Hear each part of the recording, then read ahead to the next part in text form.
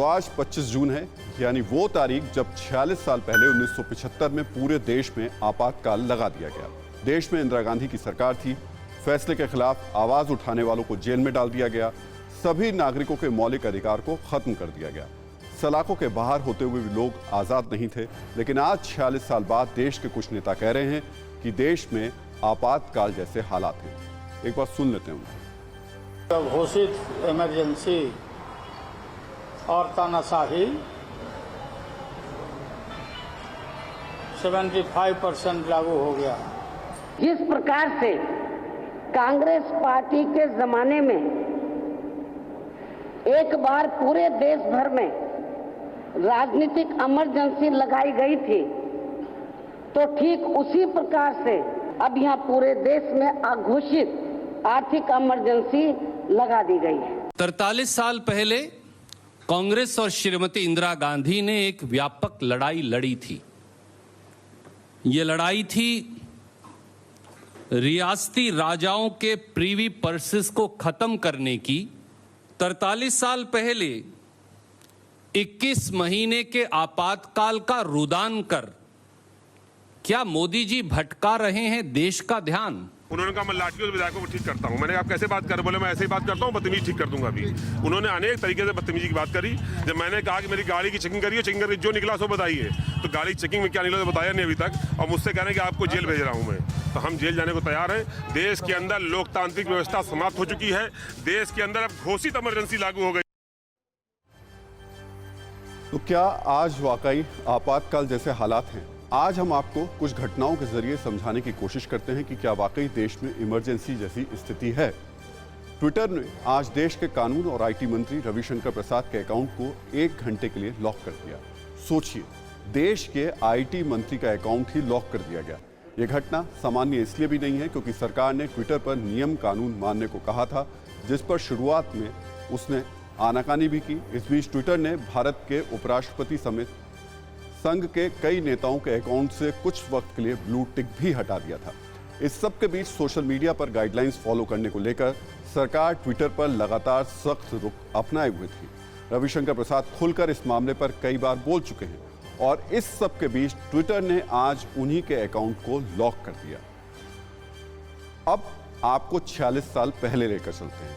आपको जानकर हैरानी होगी कि 25 जून 1975 के बाद, यानी देश में इमरजेंसी लागू होने के बाद अखबारों में क्या छपेगा क्या नहीं, ये संपादक सेंसर अधिकारी तय करते थे। राज्यों के सूचना विभाग, भारत सरकार के पीआईबी और जिला प्रशासन के अधिकारियों को सेंसर अधिकारी बनाकर अखबारों पर निगरानी रखने का काम दिया गया था। ये अधिकारी संपादकों और पत्रकारों के लिए निर्देश जारी करते थे। निर्देश दिल्ली के उच्च अधिकारियों, कांग्रेस नेताओं, खासकर इंदिरा गांधी और संजय गांधी की टीम से मिलते थे। इन पर अमल करना अनिवार्य था। अमल नहीं करने पर गिरफ्तारी से लेकर प्रेस बंदी तक हो सकती थी। आपातकाल के दौरान पूरे देश में किस तरह की पाबंदियों की पूरी दुनिया जानती है। सोचिए, अगर आज के दौर में इमरजेंसी होती तो क्या होता। हम कुछ घटनाओं का तुलनात्मक विश्लेषण करेंगे। आपको बताने की कोशिश करते हैं कि इमरजेंसी होने पर कैसे आज की तस्वीर बदली सी हो सकती थी। राष्ट्रपति जी ने आपातकाल की घोषणा की है। इससे आतंकित होने का कोई कारण नहीं है। वो भी एक वक्त था, वो भी एक दौर था। पाबंदियों की जंजीर से जकड़ा पूरा देश था। आज वक्त बदल चुका है, हालात बदल चुके हैं। कल यानी गुरुवार को कांग्रेस के नेता राहुल गांधी सूरत हाईकोर्ट में पेश हुए। उन पर पीएम मोदी पर आपत्तिजनक टिप्पणी का आरोप था। राहुल गांधी चौकीदार चोर से लेकर कोरोना लहर को प्रधानमंत्री मोदी की नौटंकी बता चुके हैं। लेकिन अगर आज इमरजेंसी होती तो क्या होता? इमरजेंसी के दौरान कई नेताओं ने इस वक्त इंदिरा गांधी सरकार के खिलाफ मोर्चा खोला, जिसकी वजह से उन तमाम नेताओं को जेल में डाल दिया गया। अटल बिहारी वाजपेयी, चंद्रशेखर, वीपी सिंह, लाल कृष्ण आडवाणी, लालू प्रसाद यादव, नीतीश कुमार, शरद यादव, जॉर्ज फर्नांडिस सब सलाखों के पीछे थे। आपातकाल के दौरान सिर्फ नेताओं को ही नहीं बल्कि तमाम आंदोलनों की आवाजों को दबा दिया गया।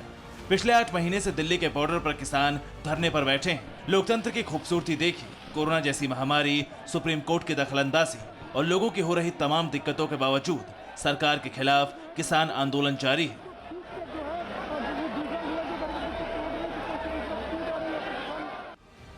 लेकिन आपातकाल के दौरान देश में आंदोलन करना तो दूर, सोचने तक का किसी को अधिकार नहीं था। दिल्ली के रामलीला मैदान में 25 जून 1975 को होने वाली रैली को लेकर सरकार ने सख्ती की, हर सीमा को तोड़ दिया। रैली की खबर पूरे देश में ना फैले, इसके लिए अखबारों के दफ्तरों की बिजली रात में ही काट दी गई थी। विरोध करने वाले लोगों की गिरफ्तारी की लिस्ट बना ली गई थी। इंदिरा गांधी के विशेष सहायक आर.के. धवन के कमरे में संजय गांधी और ओम मेहता विरोध करने वालों की लिस्ट बना रहे थे। एक साल पहले केंद्र सरकार के एक और कानून सीए के खिलाफ देश भर में विरोध प्रदर्शन हुए। देश की राजधानी दिल्ली की एक सड़क शाहीन बाग दुनिया भर में सुर्खियां बनी। कोरोना ना फैलता तो यह आंदोलन शायद आज भी चल रहा होता। लेकिन आपातकाल में सड़क पर बैठना तो दूर, लोगों को अपना परिवार तय करने तक का अधिकार नहीं था। आपातकाल में जनसंख्या नियंत्रण के लिए जबरन नसबंदी की गई थी। संजय गांधी ने देश भर में अनिवार्य पुरुष नसबंदी का आदेश दिया था। इसके तहत बड़ी संख्या में लोगों की जबरन नसबंदी कराई गई थी। नेता भले ही आज आपातकाल जैसे हालात बताएं, लेकिन तय आपको करना है कि 46 साल पहले और आज के हालात में कितना अंतर है।